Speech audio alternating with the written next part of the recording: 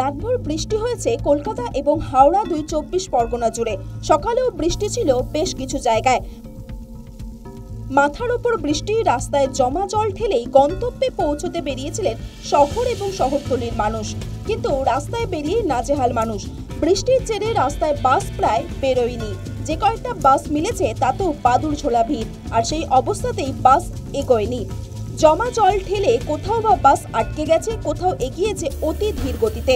বৃষ্টিতে বহু রাস্তার সিগন্যাল অচল হয়ে পড়েছিল। ফলে সড়কপথে যারা গন্তব্যে পৌঁছানোর চেষ্টা করেছেন তাদের নাজেহাল হতে হয়েছে।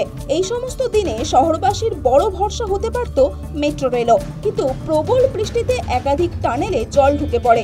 বেশ কয়েকটি জায়গায় মেট্রো ট্র্যাকেও জল ঢুকে যায়। ফলে বন্ধ করে দিতে হয় মেট্রো চলাচল।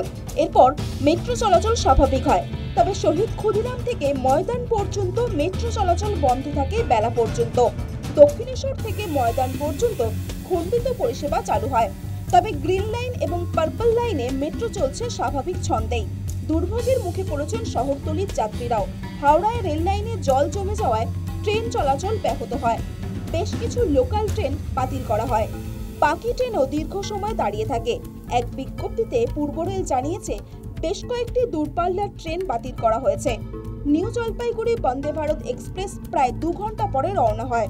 ব্যাহত হয়েছে শিয়ালদা দক্ষিণ শাখার ট্রেন চলাচলও।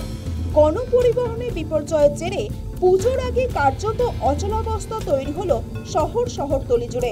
News time.